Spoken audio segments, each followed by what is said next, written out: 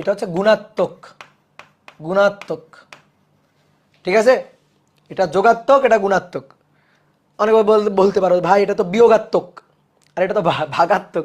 এই পাগল, বিয়োগাত্মক ভাগাত্মক হয় না, বিয়োগাত্মক হয় না, ভাগাত্মক এগুলো হয় না। দুনিয়ায় দুনিয়ায় বিয়োগ বলে কিছু নেই, দুনিয়ায় সব যোগ।